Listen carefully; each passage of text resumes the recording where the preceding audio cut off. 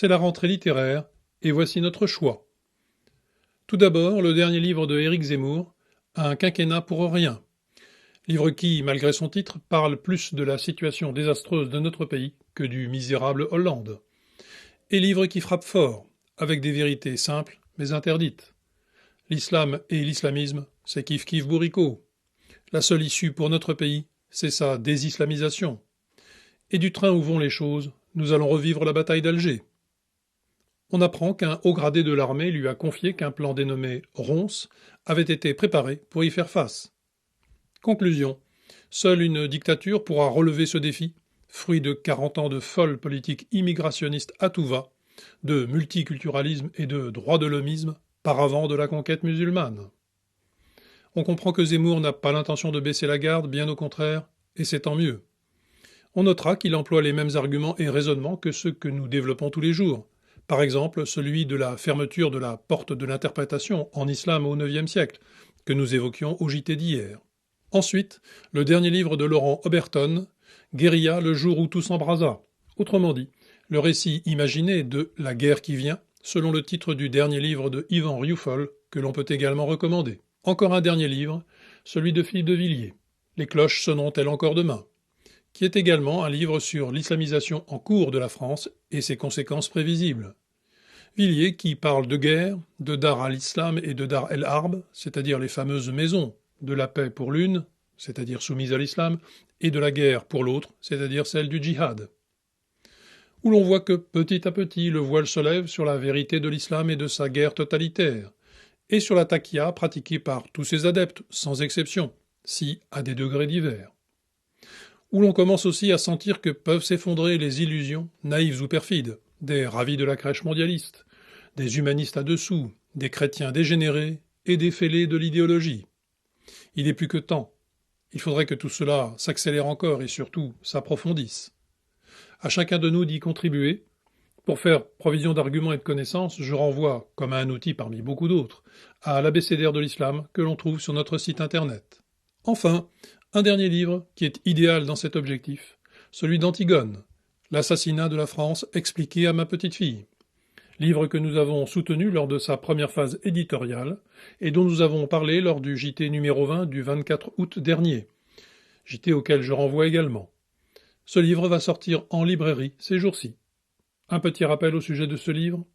Dans un entretien à bâton rompu, libre et joyeux, une grand-mère débat de façon socratique avec sa petite fille, adolescente intelligente et délurée, mais prise dans les illusions qu'on lui a professées. Elle lui fait prendre conscience, progressivement, du malheur de la France et des folies ou aveuglements volontaires qui ont entraîné un engrenage possiblement fatal pour notre pays. Son écriture est juste, directe, sans l'ombre d'un euphémisme. C'est un ouvrage de salubrité publique. Lisez-le et faites-le connaître. C'est un baril de Zemmour à la puissance 10. J'en lirai dans une vidéo annexe un passage situé au tout début de cette conversation entre la grand-mère et son adolescente de petite fille. Vous craignez, à juste titre, le chaos libyen, ses métastases dans tous les pays environnants, le califat syro-irakien, les nébuleuses islamistes d'Al-Qaïda à Boko Haram et la constitution d'un califat sahélien.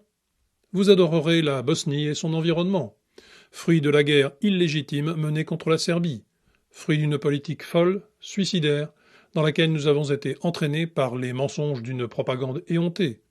Une propagande qui se poursuit. Rappelons le jugement du Tribunal international pour l'ex-Yougoslavie, qui a récemment, et le plus tardivement possible, totalement blanchi Milosevic, dans le silence complet des médias et des politiques, ainsi que le relatait notre JT numéro 5 du 9 août dernier. Le magazine Contrepoint pose maintenant la question. Vers un bastion de Daesh en Bosnie ? C'est qu'il indique que, en plus d'être une plaque tournante pour le trafic illégal d'armes, ce territoire intéresse l'État islamique qui a la volonté de faire de la Bosnie-Herzégovine un califat en Europe. Le pays accueille d'ores et déjà 3 centres de formation, d'entraînement et de repos pour Daesh. Près de 400 personnes provenant de cette filière bosniaque sont parties combattre en Irak ou en Syrie, aux côtés de Daesh précisément. Il en reviendra un certain nombre, en sus de ceux qui s'y forment tous les jours. Conclusion de l'article, je cite, « Nous assistons donc, impuissants et dans un silence médiatique étourdissant, à la très inquiétante réislamisation des Balkans. Puisqu'en dehors de la Bosnie, il faut aussi penser aux musulmans albanais, de Macédoine, du Kosovo et bien sûr d'Albanie, dont une fraction minoritaire mais croissante, constituée d'anciens moudjahidines et de nouveaux trentenaires convertis au djihad, s'érige aisément contre l'agresseur entre guillemets slave et orthodoxe, devenant ainsi la proie putative des réseaux terroristes de Daesh. Fin de citation. Politique aérie. Présidentielle, on assiste ces jours-ci à la montée en puissance du choix de la rédaction, comme on dit, de l'unique rédaction de tout le complexe médiatique, sondage biaisé à l'appui. Le Figaro titre Présidentielle 2017, Macron renverse Hollande. On hésite encore un peu sur la présentation générale de la gondole, mais sa tête, en tout cas, est clairement choisie et bien exposée. Tout sur l'image. Vous avez le choix, à chacun de faire son petit marché et son opinion. Pour ce qui est de la politique, on repassera. Nous sommes toujours sous le régime de la Ve République, mais les sondeurs entendent bel et bien faire la présidentielle. Le peuple est à ce point passé par pertes et profits par ces gens, écoutiers fidèles en cela des irresponsables qui gouvernent dont nous parlions hier, convaincus que sont ces derniers de maîtriser le cours des choses, et leurs affidés journaleux de pouvoir manipuler les masses hébétées, qu'ils en ont oublié de le craindre, ce peuple. Leur réveil pourrait être douloureux. De même, la place accordée à Madame Le Pen au premier tour dans ces sondages laisse songeur. Si elle poursuit sa ligne actuelle, on peut douter de cette performance. En effet, comme le souligne Zemmour, il y a un sérieux écueil dans la logique qu'elle développe. La souveraineté sans l'identité n'est qu'une formule creuse. C'est manquer la proie pour l'ombre. Sans l'identité ou avec le multi-tout et n'importe quoi hérité de l'immigration submersive des dernières décennies. C'est du pareil au même. Non seulement cela ne veut rien dire, mais cela ne peut même qu'aggraver la situation, entériner le remplacement. Après tout, il existe bien des républiques islamiques souveraines. Le Frankistan serait-il souverain que la France n'en aurait pas moins disparu corps et biens, et que les derniers Français n'en seraient pas moins devenus de misérables dhimmis sur leur propre sol historique? Assimilation, qui ne peut être qu'individuelle, exceptionnelle, ou remigration, nécessairement massive, c'est la seule alternative pour qu'une souveraineté recouvrée soit une souveraineté française, et pas celle d'un terrain vague finalement livré au premier conquérant venu. Et en France, précisément, tout va bien, mis à part quelques faits divers.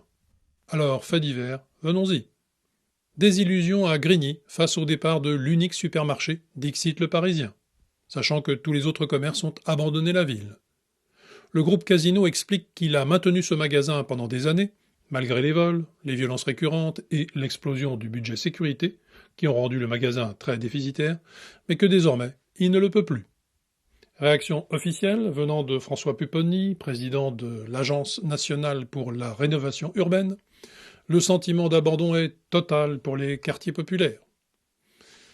D'un autre côté, le Parisien toujours nous apprend que ils appellent cela une guerre de territoire contre la police. Vendredi 22h30, un équipage en patrouille dans la zone de la Grande Borne, un quartier à cheval entre Grigny et Viry-Châtillon, a essuyé de violents tirs de projectiles.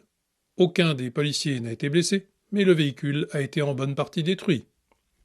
Au total, une vingtaine d'impacts ont été comptabilisés sur la voiture, touchée par des cailloux, et un morceau de trottoir arraché par des assaillants. Ils étaient une vingtaine, encapuchonnés, et un cocktail Molotov a éclaté à quelques mètres.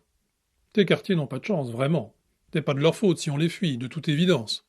Malgré les milliards déversés en pure perte depuis des décennies, au titre de la prétendue politique de la ville, qui n'est que l'arrosage clientéliste des parasites pour leur permettre de proliférer.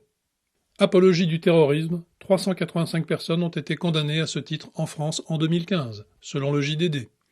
En 2014, c'était moins de 10.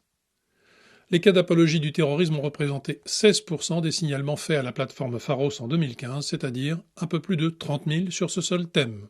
Un exemple parmi tant d'autres. Un SDF condamné à Perpignan pour apologie du terrorisme nous raconte France 3. Traduction. Un Marocain sans titre de séjour depuis 2010 balance chaque fois qu'il pète un plomb, je cite, « Je vais exploser la France, vous les chrétiens, je vais vous massacrer, Allah Akbar et compagnie ». 20 minutes précisera le lendemain que, jugé en comparution immédiate, l'homme a demandé à son avocat s'il était croyant. Maître Chnenif lui a expliqué qu'il n'avait pas à répondre à ce genre de questions, ce qui n'a visiblement pas plu du tout à l'inculpé, puisqu'il lui a asséné un coup de poing avant d'insulter et de menacer ensuite l'un des policiers témoins de la scène. Cela se passe à Perpignan, où il fait bon vivre comme partout en France. Dernière minute, la DGSI a été saisie d'une enquête après la découverte dans la nuit de samedi à dimanche d'une voiture contenant au moins 6 bouteilles de gaz, 5 pleines dans le coffre et une vide sur le siège avant. Cela aux abords de la cathédrale Notre-Dame de Paris. Mais le Conseil d'État veille. Le Point nous apprend que le Conseil d'État a interdit l'exploitation de téléphones saisis. Je cite: le Conseil d'État a, pour la première fois, interdit aux forces de l'ordre d'exploiter des téléphones saisis dans le cadre d'une perquisition administrative au domicile de 2 personnes soupçonnées d'appartenir à la mouvance islamiste radicale. Dans une décision rendue lundi, la plus haute juridiction administrative a estimé que cette perquisition de 4 heures n'avait donné lieu à la découverte d'aucun élément susceptible de constituer une menace pour la sécurité et l'ordre public. Les 3 téléphones saisis à cette occasion ne devaient donc pas être exploités. En particulier, le Conseil d'État souligne à l'intention du ministère de l'Intérieur que le seul fait que les téléphones contiennent des éléments en langue arabe ne suffit pas, mais pas du tout, à établir une menace.